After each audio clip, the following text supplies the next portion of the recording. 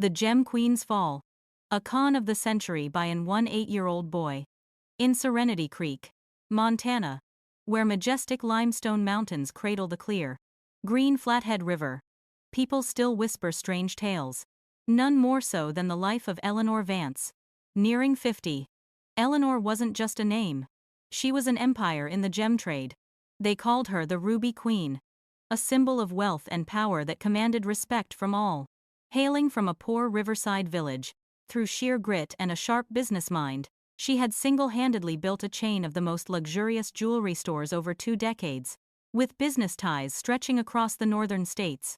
Yet, behind the glittering facade of sparkling rubies and lavish parties, few understood the gnawing loneliness that had long consumed her. Her first marriage had ended in bitterness when her ex-husband left her for a younger woman, leaving an unhealable scar and a single son, Ethan, who was sent to study far away in England, returning home only once or twice a year. For years, Eleanor buried herself in her work, in multi-million-dollar gemstone contracts, just to fill the void in her heart. Friends her age were enjoying their golden years, surrounded by children and grandchildren, while she remained alone in her vast, cold mansion. On frigid winter nights, lying in her immense bed, she often wondered what the point of all this money was when her heart had no warm place to anchor. And then, in a cruel twist of fate, she met Jesse. He was a boy of just 18.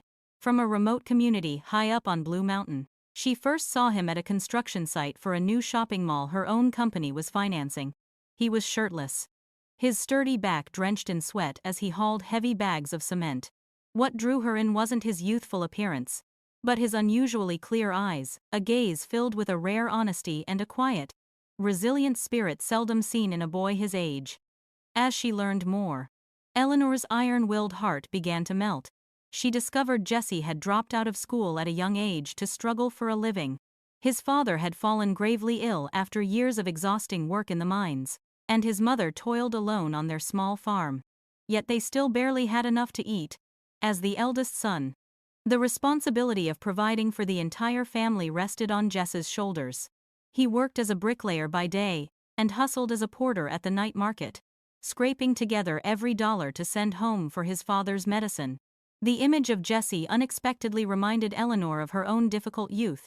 She too had been looked down upon by the world, and she too had carried a burning desire to change her fate. Moved by empathy, she began to find ways to help him. At first, it was just decent meals and some new clothes. But that soon became a large sum of money to cover his father's hospital bills. Jesse, with the pride of a young man from the mountains, hesitated and refused several times. But in the end, he accepted, because he could feel it was genuine kindness, not cheap pity. Gradually, the wealthy woman became a benefactor, a steadfast pillar of emotional support that Jesse had never dared to dream of. Time flew by, and their bond grew stronger. Outsiders saw only a tycoon and a poor boy, but the two of them felt a strange and powerful harmony. With Jesse, Eleanor rediscovered the sincerity and simplicity that the calculating world of the elite had stolen from her. In turn, Jesse found in Eleanor a warmth and respect he had never received in the bustling city. And then, one early spring day, bombshell news began to spread, shaking the entire city of Serenity Creek to its core. The Ruby Queen, Eleanor Vance, nearing 50 years of age, was going to marry the mountain boy, Jesse, who had just turned 18. The news exploded like a bomb in public opinion. People whispered everywhere, from the lemonade stands on the sidewalks to the most luxurious restaurants. Some mocked, others were merely curious. But no one could believe such an absurd marriage was possible. It wasn't until the bronze-colored wedding invitations, embossed with the image of an exquisite ruby, were sent out that the story was officially confirmed, setting the stage for a series of tragedies that no one could have foreseen. Eleanor's family was vehemently opposed. Her son, Ethan, upon hearing that his mother was remarrying a boy only a few years older than himself, immediately booked a flight back from England. In a fiery argument over the phone, Ethan screamed, "Have you even thought about this family's honor? About my honor? Don't you know the whole world is laughing at us?" Eleanor could only remain silent, her eyes welling with tears. She knew her son wasn't wrong. but she had spent her entire life living for others. This time, she wanted to live for herself. Meanwhile, at the construction site, Jesse became the target of all ridicule. One person maliciously called him a gold digger. Another jeered that his life had changed overnight. Jesse heard it all but continued his work in silence. He hadn't come to Eleanor for her money or status. In his heart, she wasn't a tycoon. She was the kind woman who had extended a hand to save his family in their most desperate time. That evening, in the simple wooden house in his remote village, Jesse's frail father gripped his son's hand. His voice raspy but firm. "Son, people can laugh and criticize, but only you know if you are on the right path. If you truly love her, then live like a man and don't let people disrespect our people." His father's words gave Jesse strength. He knew the road ahead would be fraught with challenges, but as long as they held each other's hands, he believed he could overcome anything. The fateful day finally arrived. From the crack of dawn, the entire city of Serenity Creek seemed sleepless. All eyes fixed on the most anticipated and gossiped about wedding in local history. The most luxurious hotel in the city center, where the ceremony was to be held, was packed. It wasn't just the invited guests. Hundreds of curious townspeople had gathered, crowding the entrance, all wanting to see the bride and groom of this unconventional marriage with their own eyes. The grand hall was decorated with the utmost extravagance, the entire space filled with thousands of fragrant white lilies, while massive crystal chandeliers cast a splendid, magical glow from above. On every table, bottles of fine imported wine and displays of limited edition ruby collections further emphasized the host's class and wealth. People couldn't help but whisper that only Eleanor Vance had the power and the audacity to throw such a magnificent wedding. But then, more scornful whispers arose, suggesting that no amount of glitter could hide the vast and grotesque age difference between them. At precisely 10 in the morning, the grand doors slowly swung open. Eleanor appeared in a pristine white wedding gown, custom-made in France, its long train sweeping gracefully over the red velvet carpet. Her makeup was exquisite, her face radiating a look of pride mixed with undeniable happiness. Walking beside her was Jesse. The young man looked sharp in a tailored navy blue suit, his expression still a bit bewildered and out of place in the lavish setting, but his eyes were bright, shining with absolute sincerity. The moment they appeared, the hall erupted in endless chatter. There were snickers and looks of contempt, but many others fell silent, because, amidst the dazzling lights and scrutinizing gazes, their hands were clasped tightly together, a grip so firm it seemed as if the whole world couldn't tear them apart. Seated in the front row, Ethan, Eleanor's son, maintained an ice-cold expression, his hands clenched tightly on his lap. He hadn't come to offer his blessing, but to witness his mother's mistake. But when he caught his mother's eyes sparkling with a joy he hadn't seen in many, many years, an indescribable, jarring emotion shot through his heart. The ceremony proceeded in an atmosphere that was both formal and tense. When the time came for the exchanging of the rings, the hall buzzed once more. Eleanor gently slid a ring with a large ruby onto Jess's finger. The mountain boy's calloused hands trembled uncontrollably, but his eyes never left the woman he loved. And then, when Jesse took out a simple silver ring, etched with carvings characteristic of his people, and slipped it onto Eleanor's finger, many in the crowd were stunned. They suddenly realized that the most brilliant light in the room that day wasn't from the rubies or the crystals, but from the love-filled gazes of two people who seemed to come from two completely different worlds. The wedding was over, but its aftermath and the ensuing storm had only just begun. Online news sites, social media forums, and local gossip mills buzzed with the names Eleanor Vance and Jesse. Their married life began in that magnificent mansion, but it was far from peaceful. Having been accustomed to a simple wooden house, Jesse now had to adapt to a space of thousands of square feet, where every object screamed luxury. But his brief happiness was quickly replaced by crushing pressure. Whenever he went out with his wife, Jesse felt the stares. In the supermarket, in restaurants, people would turn and point. Some even made snide remarks right to his face. Talk about hitting the jackpot, bagging a gem tycoon at 18. Jesse could only lower his head and bite his lip, a storm raging inside him. The situation at home was no better. Ethan maintained his hostile attitude. He saw Jesse as an intruder who had stolen his mother. At every meal, he would eat only a few bites before standing up, not forgetting to shoot a cold glare at Jesse. One evening, unable to restrain himself any longer, Ethan threw his silver fork down on the table and snarled, "You think you have the right to sit at this table? This place isn't for some construction worker from the mountains." The air in the dining room grew thick. Jesse froze. His hands clenched so tightly his knuckles turned white, his eyes turning red. Seeing this, Eleanor slammed the table and yelled, "Ethan, that's enough. No matter what, Jesse is my husband. You will respect him." But Ethan only scoffed bitterly. "I don't have a stepfather who's young enough to be my little brother." After that horrifying dinner, Jesse quietly stepped out onto the balcony, gazing down at the ornate garden with a distant look in his eyes. He desperately missed his village, missed the smoke curling up from his family's kitchen. Here, in this lavish world, he had every comfort imaginable. Yet he had never felt so lost and so alone. Meanwhile, Eleanor's competitors began to exploit the scandal to tarnish her reputation. They spread rumors that she was so infatuated with her young lover that she was no longer clear-headed enough to run the company.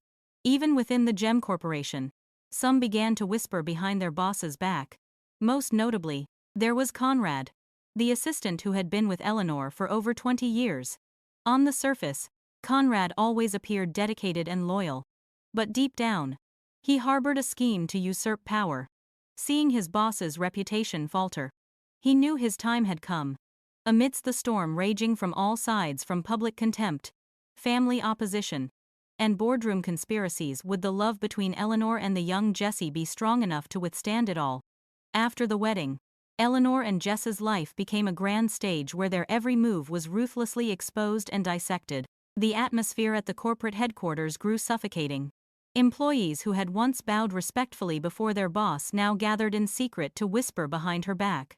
Half-joking, half-serious insults flew through the departments. "Has the boss lost her mind? Marrying a kid like that? She'll probably hand the whole empire over to him." These venomous words quickly reached the ears of Conrad, the trusted assistant. He knew all too well that this was the golden opportunity he had been quietly waiting 20 years for.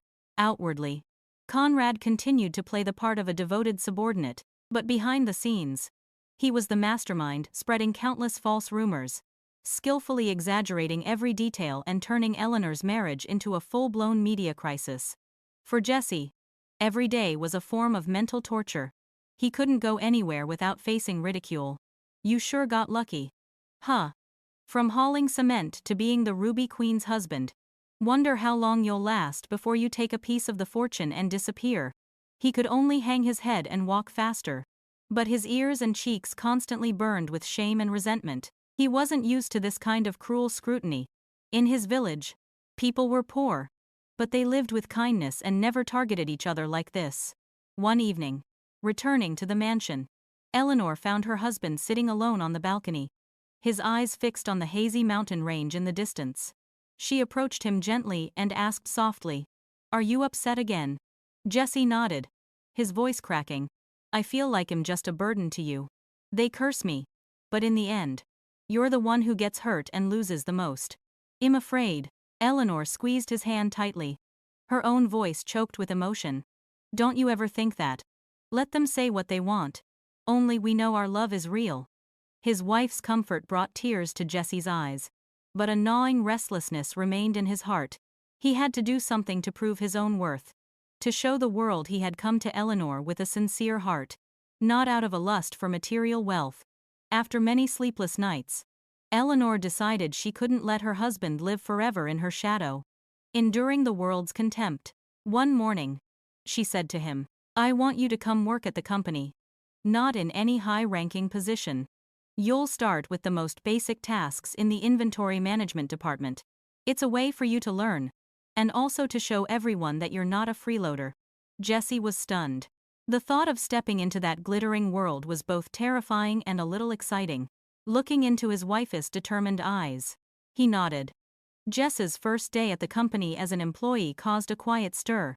He appeared somewhat timid, wearing a new uniform that still smelled of fresh fabric. his dark eyes trying to remain calm before the hundreds of pairs of eyes fixed on him. Eleanor assigned Jesse to the department responsible for reconciling import-export ledgers, a job that demanded meticulousness and precision. But Jesse was clumsy and awkward.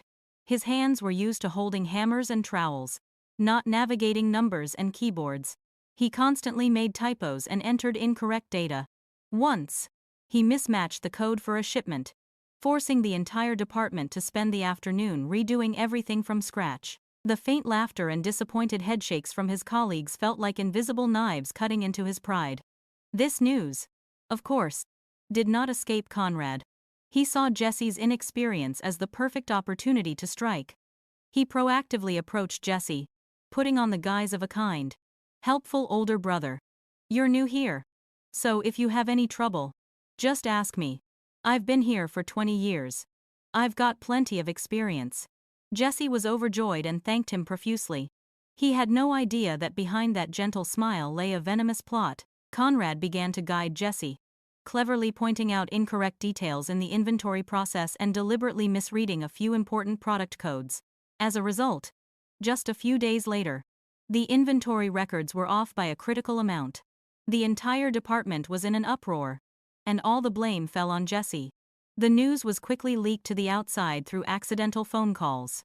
Reaching the ears of business partners, they sneered that a prestigious gem corporation that entrusted its inventory to an 18-year-old boy was no wonder its reputation was plummeting. That night, Jesse sat silently in his room, his face a mask of despair. He felt completely useless, a burden just as people said. When Eleanor came in and saw her husband with his head bowed, she simply took his hand. "Everyone makes mistakes when they're starting out. The important thing is not to lose heart. I believe in you." Tears welled up in Jesse's eyes again.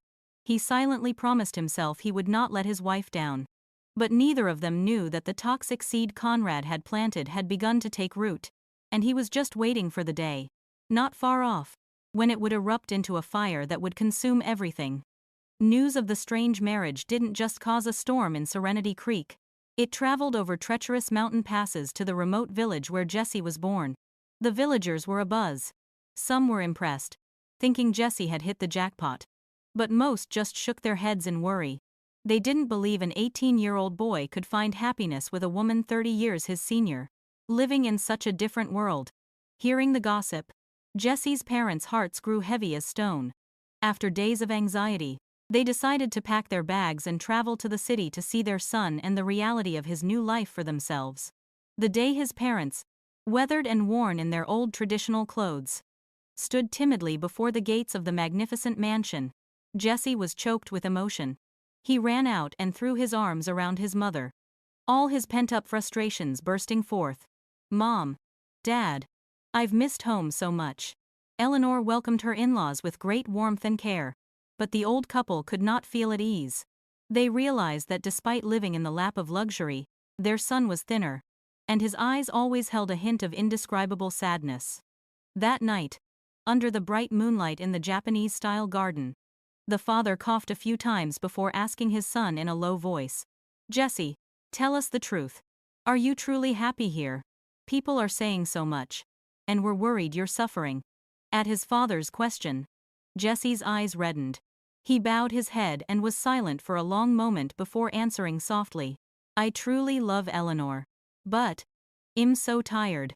Dad, when I go out, people point and stare. At the company, my colleagues look down on me.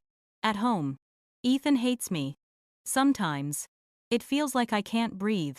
His mother took his calloused hand, her own eyes filling with tears. "Son, we're not asking you to make a choice. We just want you to remember that marriage should be a place of peace. If you're enduring this out of a sense of gratitude or love, you must be sure that she truly loves you, and that it isn't just a fleeting impulse."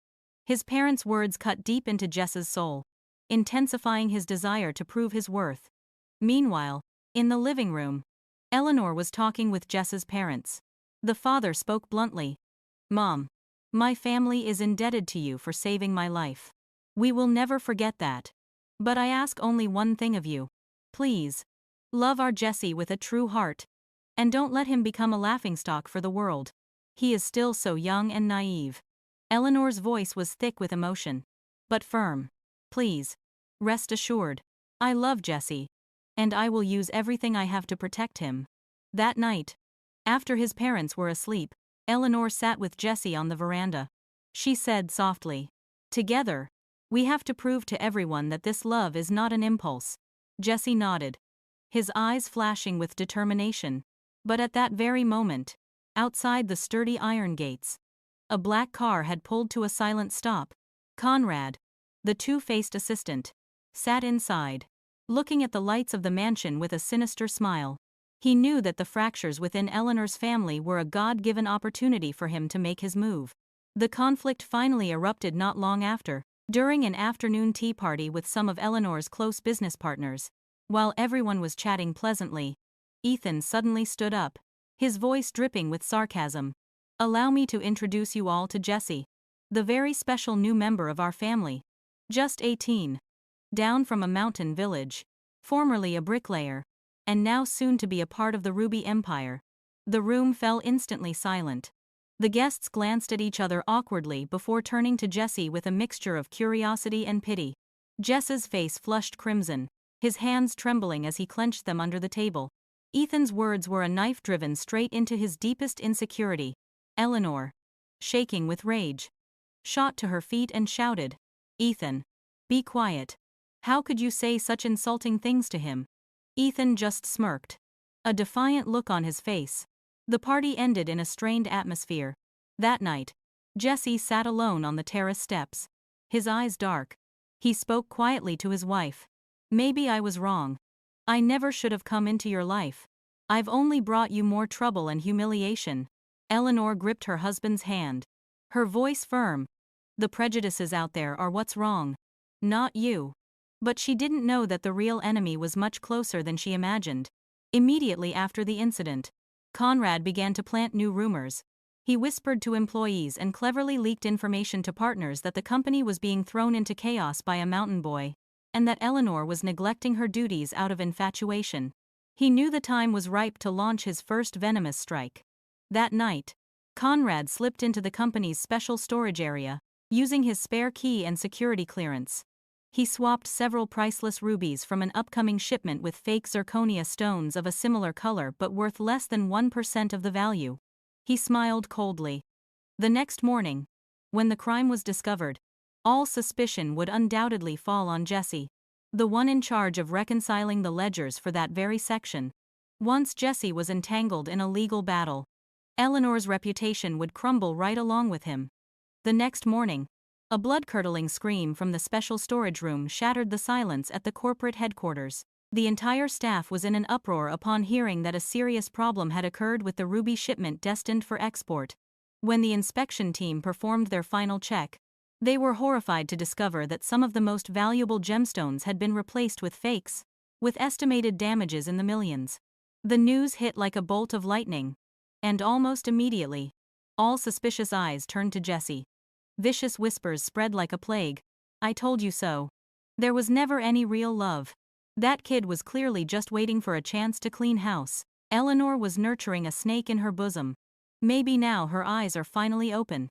Jesse stood frozen in the center of the accusing circle, his entire body trembling. He stammered, trying to defend himself.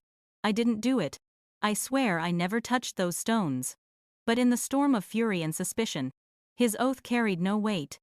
At that moment, Conrad appeared, his face a mask of regret and gravity. He pushed through the crowd, his voice clear and articulate. "Madam Chairwoman, I know you trust Jesse very much. But the numbers don't lie. The gems have been swapped. And the last person to check this shipment's inventory was him. If it wasn't him, who else could it be?"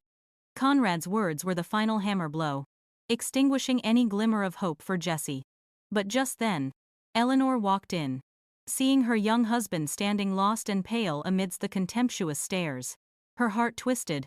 Without a second of hesitation, she walked straight to his side, took his hand firmly, and spoke in a steely voice that echoed through the room. "I believe my husband. He absolutely did not do this." The entire room was stunned. Conrad flinched for a split second but quickly regained his composure. responding smoothly. But madam, the evidence. Eleanor cut him off. Her eyes as cold as ice. I don't need circumstantial evidence. I want a full review of the entire security camera system. Immediately. I want the truth exposed right here. Right now. When the technicians replayed the video footage, a blurry truth began to emerge. The images showed a figure sneaking into the vault in the middle of the night. Although the face was unclear, the person's build was quite similar to Jess's. The crowd buzzed again. See. It was him. Yet, Eleanor didn't waver. She knew perfectly well that Jesse had been at home with her all night. This ambiguous evidence only strengthened her belief that someone was pulling the strings from behind. For now, I am suspending all discussion, she commanded with authority. If Jesse is truly guilty, I will take full responsibility. But if someone dared to frame him, that person will pay a price 100 times dearer. The room fell deathly silent. Conrad stood still, trying to hide the anxiety rising within him. Returning to the mansion that night, Jesse collapsed onto his wife's shoulder. His voice choked with tears. I can't take this anymore. Why does everyone always think the worst of me? I've tried so hard. But why does no one believe me? Eleanor held him tightly, whispering, It's because you are walking beside me. So you have to face the things I've long grown accustomed to. But don't be afraid. I will find the truth. I will protect you to the end. Facing the intensifying storm of public opinion, Eleanor decided to do something unprecedented.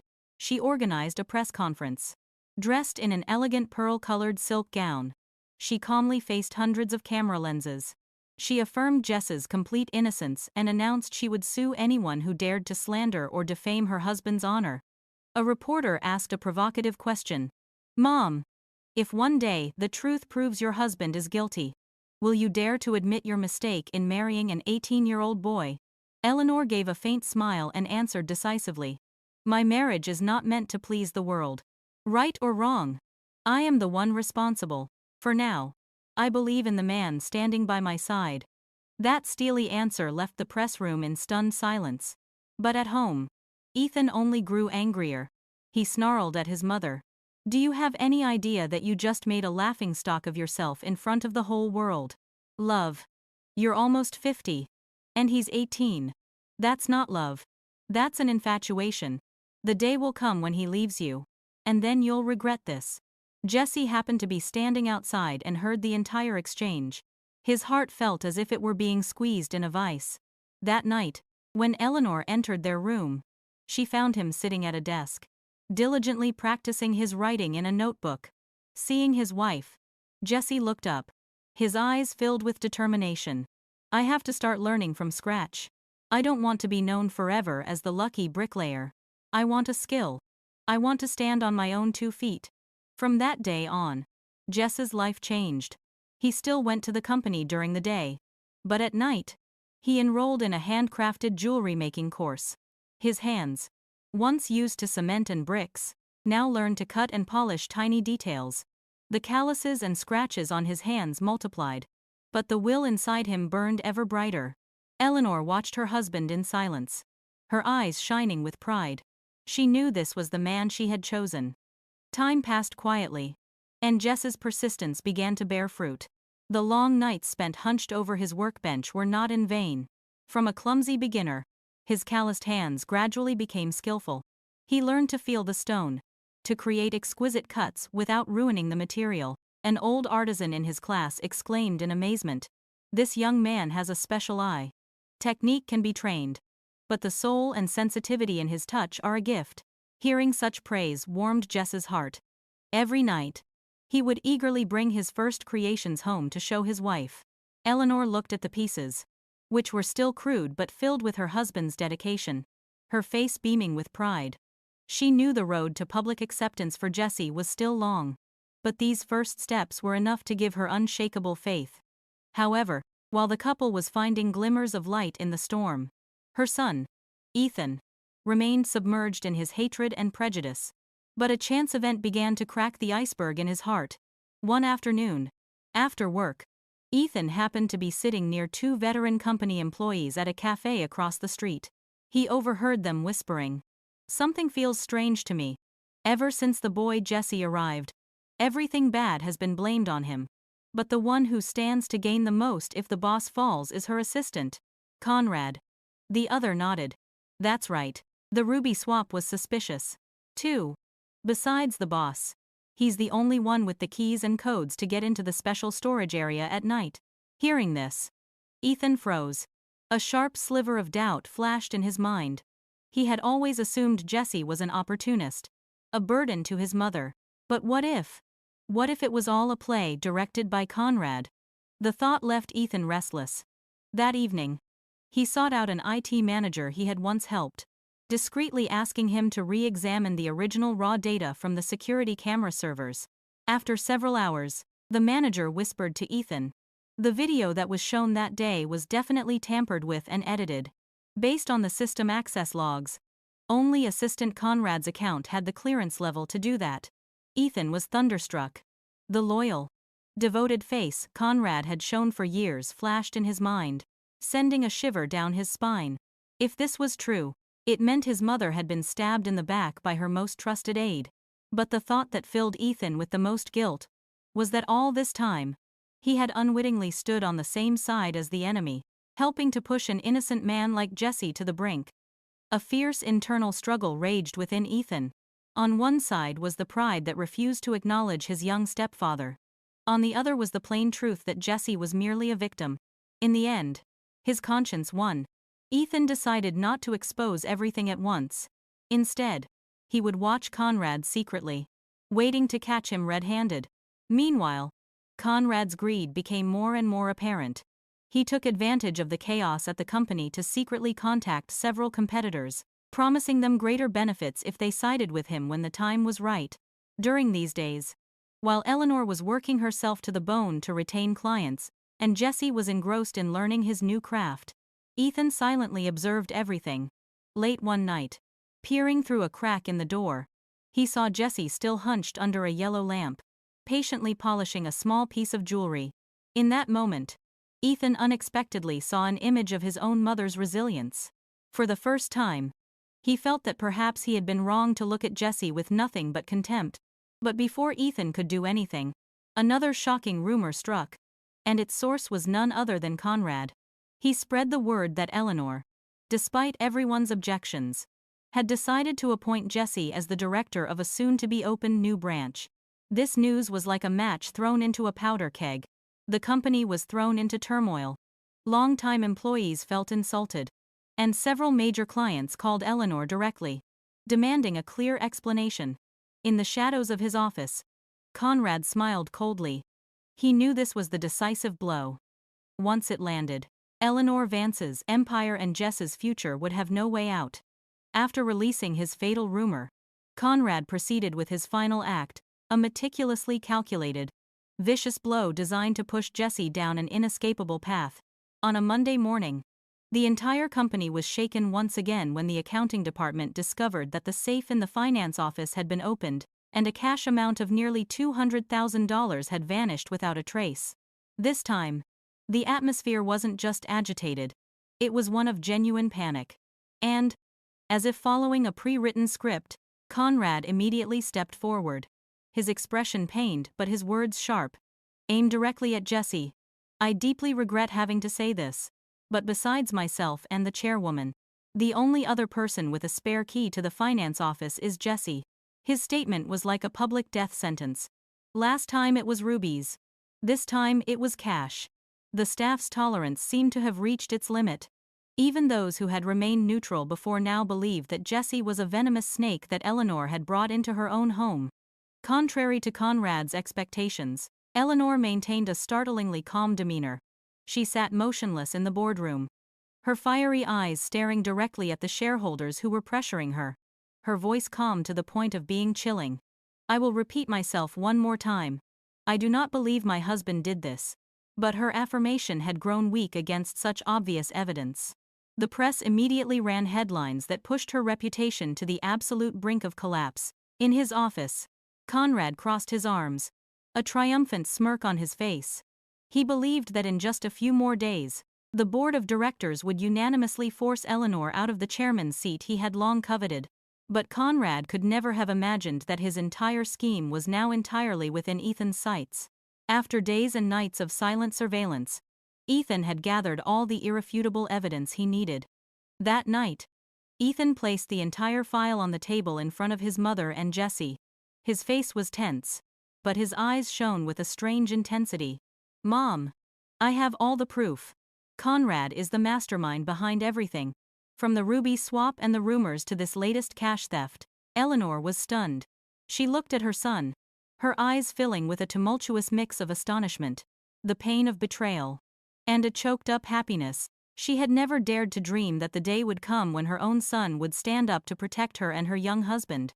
Jesse looked at Ethan, his voice trembling. You really believe me?" Ethan nodded slightly. A firm, decisive nod. In that instant, the wall of prejudice and hatred between the two men seemed to completely collapse. They were no longer rivals, but allies in the final battle for justice. The next day, an emergency meeting of the board of directors was called. Conrad walked confidently into the conference room and sat in the front row, ready to witness Eleanor's dethronement. But he was shocked when the first person to stand up and speak was Ethan.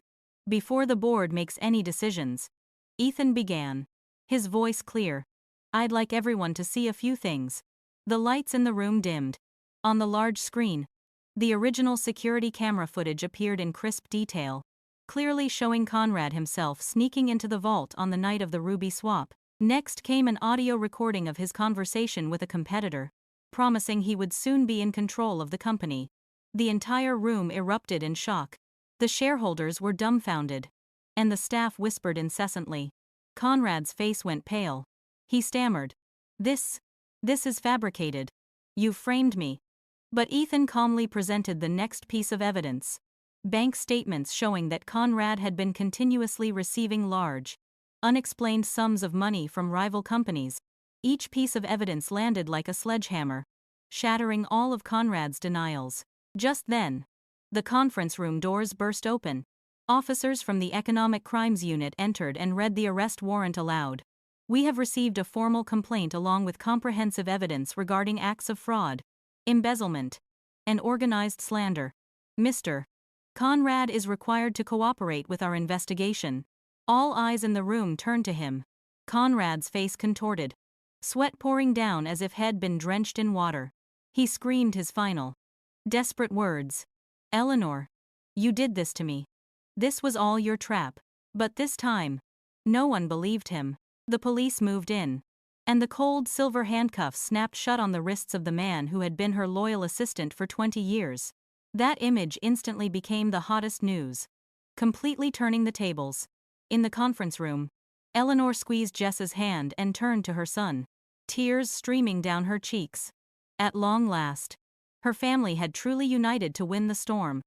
The arrest of Conrad right in the middle of the board meeting became a sensational story, spreading with lightning speed and completely reversing public opinion. The same newspapers that had once used the most vicious words to ridicule Jesse now did a complete 180. They hailed him as a symbol of extraordinary resilience, a mountain boy who had stood strong amidst a media storm to protect his love and honor. Their story was no longer seen as a bizarre scandal, but was portrayed as a modern love song about courage and sincerity, triumphing over all prejudice. Within the company, the atmosphere changed dramatically. The employees who had once whispered and sneered now bowed their heads and avoided eye contact out of shame. A few of the braver ones approached Jesse to offer a sincere apology. Jesse just smiled gently and nodded, letting it go. There was no longer any room for resentment in his heart, only the peace of finally being able to live as himself. The biggest change came from Ethan. The wall of ice in his heart had completely melted. One evening, during the first warm family dinner they had enjoyed after months of turmoil, Ethan looked directly at Jesse, his tone firm but completely devoid of its former bitterness. "I was wrong to always see you as an opportunist. If you didn't have extraordinary strength, you never could have endured all of that. I'm sorry." The room fell silent for a moment. Jesse looked up at Ethan, his clear eyes shining with sincere emotion. He replied softly, "I never blamed you. I only hoped that one day you could believe that my love for Eleanor was real." Sitting between them, Eleanor let her happy tears fall freely. She had waited for this moment for so long. The moment when her son and her husband could finally see each other as family.